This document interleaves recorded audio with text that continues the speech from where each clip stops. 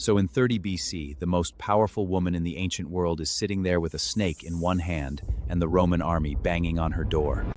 And she picks the snake, which, that tells you a lot right there. That's Cleopatra, by the way. And to actually understand why she did that, we've got to go back about 3,000 years. Ancient Egypt lasts 3,000 years. Just to put that in perspective, that's longer than the gap between the pyramids and right now. And it didn't just fall apart once. It kind of collapsed, rebuilt itself, collapsed again, twice, before we even get anywhere near that snake. You've got a climate disaster nobody saw coming. Invaders showing up with a weapon Egypt had genuinely never seen before. A king who got so obsessed with one god that he nearly wrecked the entire country. And then, at the end of it, a queen who inherited literally all of that mess. So that's the whole story we're doing today. And yeah, we do circle back to the snake. Let's get into it. Okay, so here's a weird fact that kind of explains this entire civilization. Egypt is basically just one river. That's it. That's the whole country. But that river flooded on a schedule so reliable, you could basically set your calendar by it. And it left behind soil that was just absurdly fertile, which meant food wasn't really a constant crisis. And when a society isn't spending all its energy just trying to eat, it starts getting ambitious. Around 3100 BC, a king, we usually call him Narmim, unites the whole country for basically the first time in history. Not just Egyptian history, period. 500 years later, all that surplus goes towards building the pyramids. And here's the thing people always get wrong about this. It wasn't slaves. It was paid, fed crews working during flood season, when the fields were underwater anyway. You just get better architecture when people are getting paid. Shocking, I know. The Great Pyramid was the tallest man-made structure on Earth for almost 4,000 years. Just sit with that for a second, because that's an insane number. And behind all the monuments, there's actually a functioning government. Written laws, professional bureaucrats, a whole religious system that gave the country its logic. And the pharaoh wasn't just like the king. He was considered an actual living god, whose personal job was making sure the Nile keep flooding, which, if you think about it for even a second, is a genuinely terrible way to build a country. You've just built the whole thing around one guy's job performance. And around 2200 BC, Egypt finds out exactly how bad an idea that was. The floods just stop working properly. Not for one bad year, for decades. And the entire civilization had been built on the assumption that would never happen. So yeah, this is where things actually start to go wrong. There's real famine here. Not a metaphor. People are actually starving, and nobody in charge has any idea how to fix it. And remember, the pharaoh's whole deal was, I personally guarantee the Nile floods. So what happens when he very obviously can't deliver on that? This is collapse number one. And modern historians think it came down to a pretty major climate shift across the whole region. Egypt just happened to have all its eggs in one very specific basket. Text from this time described famine so extreme that people were reportedly eating their own children to survive. Now, historians argue about how literally to take that. But nobody's arguing about how bad it actually got. That part's not really in question. And once people stop believing the king can actually deliver on his one job, the whole system just kind of falls apart. Local governors stop listening to the throne entirely. They basically start acting like little kings of their own regions, which, fair, honestly, if the actual king can't do his job. For about a century and a half, Egypt's basically just fighting itself. Broke, fragmented, no real central authority. Historians call this the First Intermediate Period, which has got to be the most boring possible name for what was, in practice, a legitimate dark age. Eventually, rulers out of a city called Thebes fight their way back to the top and start pulling the country back together. So around 2050 BC, Egypt's whole again. Collapse number one, survived. 2 more of these to go for the record. But here's the pattern you should watch for because it keeps happening. Putting the country back together doesn't actually fix what broke it. It just means somebody tough enough showed up. Anyway, Egypt's about to have some genuinely great centuries here, so let's enjoy it while it lasts. This time around, they actually go fix the actual problem, which, good for them, honestly. Instead of just hoping the Nile behaves, they start building storage for the bad years. Basic idea, sure, but it's the first time anyone's actually done it properly. They also start fortifying the borders and leaning into trade, rather than just squeezing tribute out of everybody nearby. This era also gives us some of Egypt's best literature, actual poetry, philosophy. This is a civilization with enough breathing room to actually think about something other than survival. For about 200 years, this genuinely just works. Stable, wealthy, and they've finally got their one big weakness under control. But managing one weakness doesn't mean you don't have another one you just haven't noticed yet. A population from the Leviat starts settling into the eastern delta over a few generations. Traders first, then workers, then just regular neighbors. Totally peaceful at this point, nobody's worried about it. Which, is usually exactly when you should start worrying. Collapse number 2. Around 1650 BC, that same community, the Hyksos, shows up with something Egypt has literally never dealt with before: horses. Pulling chariots into battle. Egypt has never once fought against that. So this isn't really a fair fight. It's closer to showing up with spears to fight actual tanks. The Hyksos end up taking the whole north and ruling out of the delta for around a century, while Egyptian rulers just hang on down south. Not exactly their finest era, but they're still there, at least. And here's the part that actually matters. Instead of just sulking about it, Egypt studies exactly what beat them. Basically copies the homework, down to the last bolt. So, around 1550 BC, a pharaoh named Ammos drives them out completely. Collapse number 2 survived, and this time, Egypt didn't just recover, it came back genuinely armed. Okay, this is Egypt at its actual peak.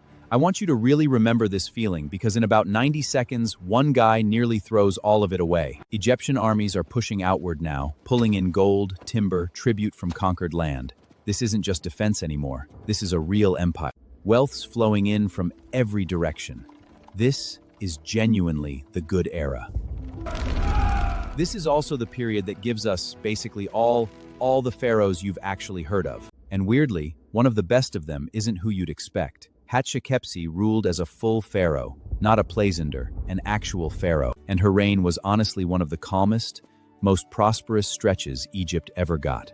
Her biggest legacy move wasn't even a war, by the way. It was a trade expedition to this far-off land called Punt. She came back with stuff Egyptians had genuinely never seen in their lives. That's a pretty good legacy, all things considered. So for a few generations, this just keeps working. Egypt's the richest power on the planet at this point. And then one pharaoh decides to just blow the whole thing up, on purpose. This is the part I actually find fascinating. Around 1350 BC, Akhenaten does something no pharaoh had ever tried before. He decides only one god is actually real and bans literally every other one, which, I cannot stress this enough, is not a small move. Because the temples basically ran the economy at this point. So Akhenaten just picked a fight with, functionally, the actual government. So naturally, his solution is to build an entirely new capital from scratch, out in the middle of nowhere, basically far enough away that nobody who disagrees with him can actually get to him and complain. And while he's off doing his whole religious project, the empire's borders start slipping. Allied kingdoms are sending letter after letter asking for help. Hatshepsut was a powerful woman in the ancient world, and basically nobody's writing back. Which is kind of insane if you think about it. At the actual peak of its power, Egypt nearly loses its empire because the guy in charge got distracted. Anyway, Akhenaten dies, and the kid who takes over, you've probably heard of him, undoes basically all of it almost right away. Tutankhamun restores the old religion, moves the capital back, and dies pretty young, mostly famous today because his tomb happened to survive intact. Which is honestly more of an accident of history than anything he actually did on purpose. Then, Ramesses II shows up, and rules for an almost ridiculous 66 years. He spends a good chunk of that just cleaning up the mess from one guy's religious phase. So, collapse and rebuild number 2, technically done. One more collapse left. And this one's different. There's no single dramatic moment. It's just slower. Around 1274 BC, Ramesses fights the Hittite Empire to basically a draw at a place called Cadon, one of the biggest chariot battles ever fought. Unusually for the time, nobody actually wins. They just sign the oldest peace treaty we've got a record of. Then around 1200 BC, something hits the entire Mediterranean pretty much all at once. Historians genuinely still argue about who these people actually were. We just call them the Sea Peoples. They wipe out other major powers completely. The Hittites just disappear during this stretch. Egypt hangs on, barely, and Egypt never really gets its empire back after this. No big announcement, it just quietly stops expanding. That's it, forever. Meanwhile, back home, the temple priests have quietly gotten so rich they're starting to rival the throne itself. So by 1070 BC, Egypt actually splits again, officially this time. Priests run the south, Pharaoh keeps the north. Same basic failure as the first collapse, honestly, just, a slightly different flavor of it. For the next few centuries, Egypt ends up ruled on and off by outsiders, Libyan kings, then Nubian kings, still technically Egypt, just not run by Egyptians anymore. Okay, watch how fast these next few come, because each one's kind of a rehearsal for the conqueror who finally sticks around for good. In 671 BC, Assyria, genuinely the most brutal military machine of the era, just goes and conquers Egypt outright. First time in 3,000 years that Egypt isn't just being influenced by an outside power. It's actually occupied by one. They get lucky though. Assyria gets distracted by its own problems and pulls back out. Independence returns. Don't get too comfortable though, because in 525 BC, Peria, at this point the biggest empire the world has ever seen, conquers Egypt too, and just files it away as one province among dozens. The civilization that literally built the pyramids is now basically a tax district. Then in 332 BC, Alexander the Great walks in and takes Egypt without much of a fight at all. Egyptians purportedly welcomed him.